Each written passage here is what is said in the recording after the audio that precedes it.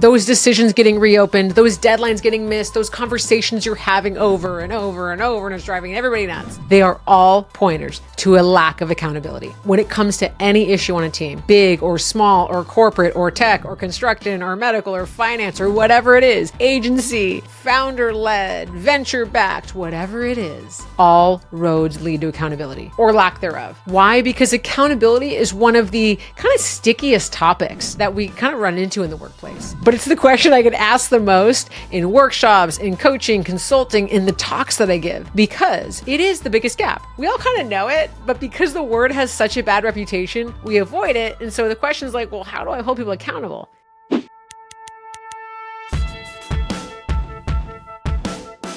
We don't even know what we mean by that. So today we're going to talk about what we mean by that and how to create accountable teams. I'm Lia Garvin, and this is the New Manager Playbook, where I am here to share tips, tools, and strategies to make managing your team the easiest part of your job. Because dealing with people is hard enough, especially when those people don't take themselves accountable or don't hold themselves accountable, whatever. Now, the first and foremost, we got to define this sucker, because accountability, just like the word feedback, has so much freaking baggage behind it that it needs its own seat on an airplane. Okay? Accountability is often associated with blame and punishment and throwing people on the bus and I did something wrong and hold them accountable is like, ugh, I don't want to be that person. But accountability is actually about ownership. And this is how I talk about it in all three of my books, from Unstuck to the Unstoppable Team to the New Manager Playbook, because we have to actually redefine it in order to hold people accountable as a leader, because the word needs a rebrand. And until it gets rebranded, we've got to do that with our own teams. So when I say accountability is actually ownership, what do I mean? Well, I love to set the stage with the metaphor of renting versus owning a home. And whether you've rented or owned a home before, you can kind of just roll with me on this. When we're renting something, right, we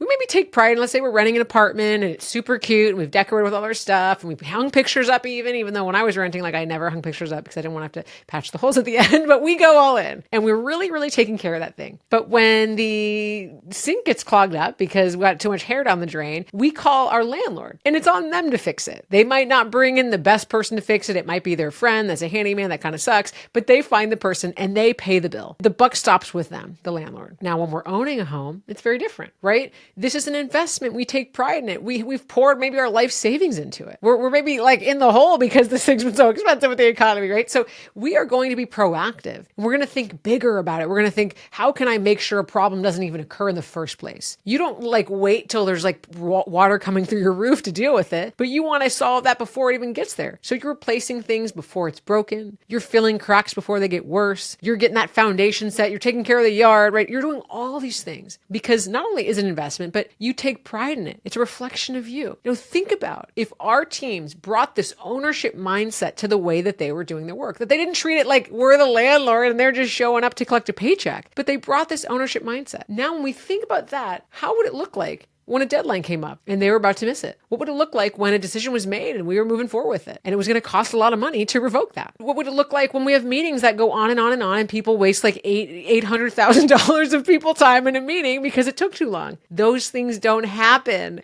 when you have an ownership mindset. When people feel personally accountable, they show up completely differently. And so the first things we have to do as leaders is recognize the gaps in accountability. And I want to share one really clear example. So this came up from an agency I work with. They are a advertising agency based in San Francisco. They work with clients from kind of big tech companies to smaller construction companies. They do branding, they do digital marketing, they do web, they do all sorts of stuff. And this client runs account services. And they said, what's the point of even having deadlines? Because when we miss a deadline, it doesn't matter. Like there's no consequence. We don't actually change anything about our process. We don't do anything differently. We don't actually track hours differently. Like there's literally no point of having deadlines at all because nothing happens when we miss it. There's no fallout. There's no conversation. And I said, you know what else there is?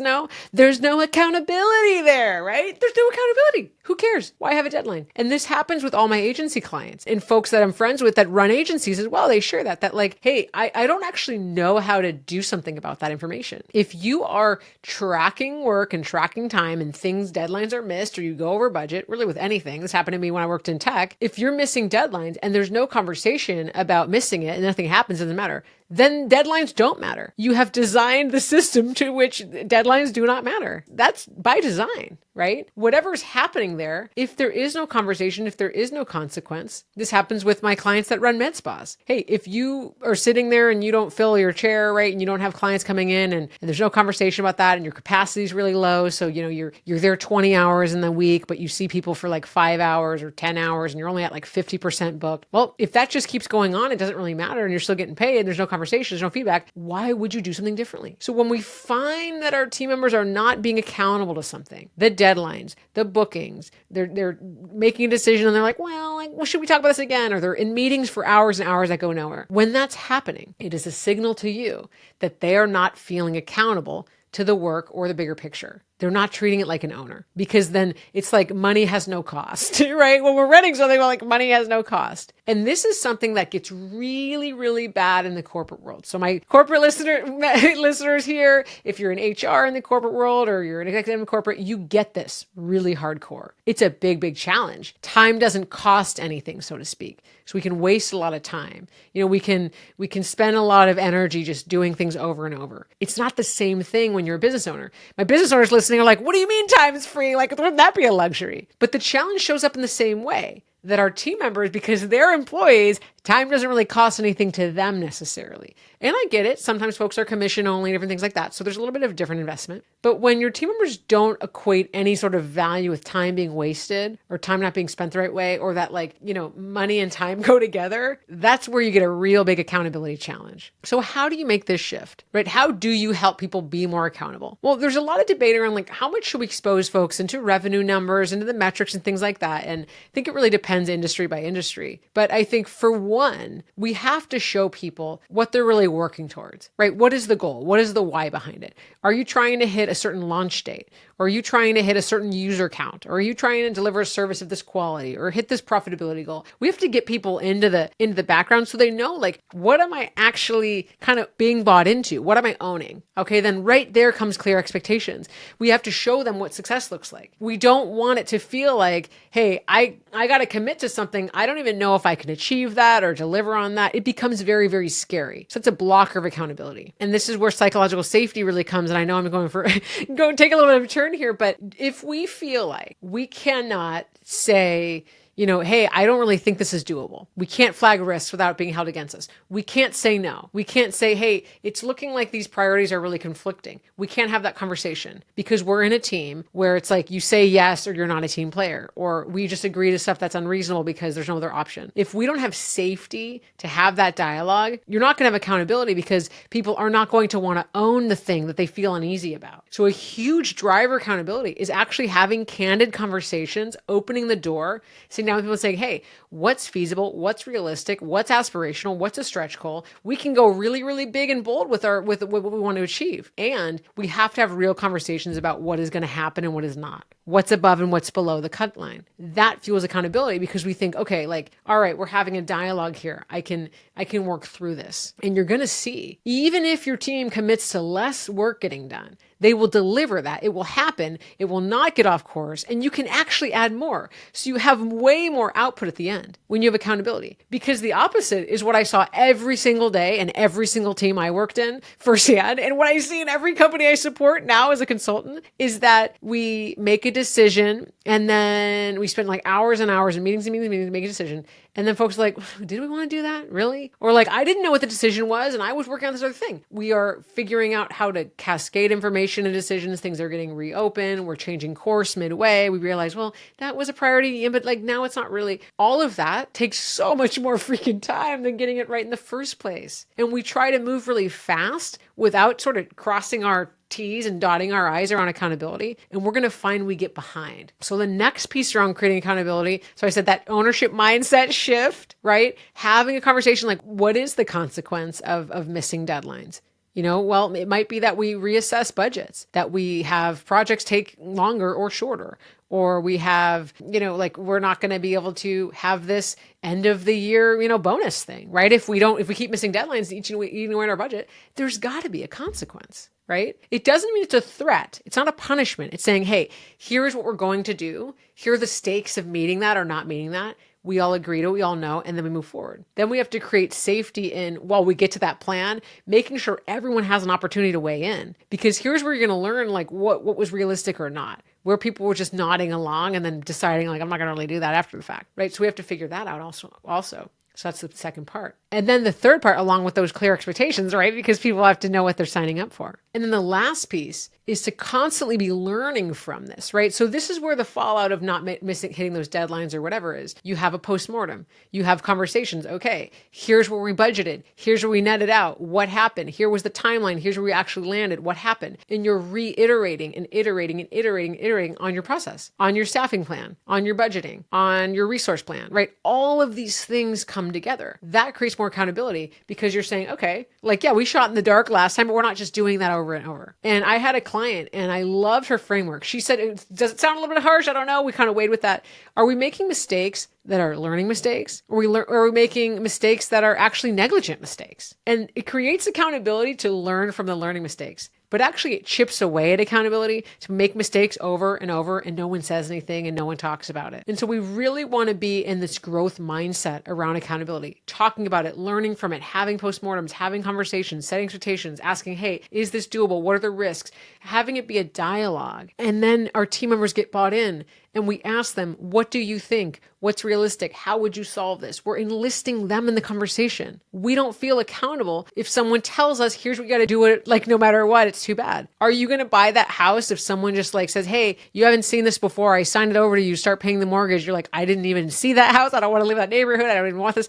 No, we wouldn't feel like owners was something that we didn't know the full story about. And so I know that there's a lot of edge cases here. I know we might do all of this and our team members still keep missing deadlines, and there's going to be a lot of other things. But this is the foundation, okay, for creating accountability on your team. And this is one of those subjects that I always say, like, if you say, like, let's talk about accountability, everyone's like, ugh, like rolls their eyes, or like, you know, if you weren't the manager, maybe like what happened to me, you would just be like disinvited to meetings. So it was like, ugh, no way. So like, that's not the goal, is to make it this boring rule setting thing that like, okay, we're going to hold people accountable now. No, it's saying, hey, we all want to really make sure that we're all bought in to how we're going to get this done. I know we all have the overarching goals the same. Maybe you talk about your value, you talk about why you're here. And if you need support on having a values conversation, I got your back there. But you talk about, you have the structure, and then we say, how are we going to get this done? How are we going to make sure? What are the vehicles we're going to put in place? The checks and balances, the processes, the accountability measures, right? So that we don't miss that. This is a conversation with your whole team, and they start to see, okay, yep, I can sign up for that. Okay, this is the thing going wrong. Yep, I'm actually responsible for that area. You get them involved in the conversation and they will step up. It may not be the first one. It may not be overnight, but when you allow these things just to happen and we're like, okay, another project went by, like deadline, you're kind of like, meh, whatever, who cares? Even if you deeply care, but your team members are like, well, don't say anything, it must be okay, right? We just see more of the behaviors that we don't address. So this ownership mindset, this is game changing.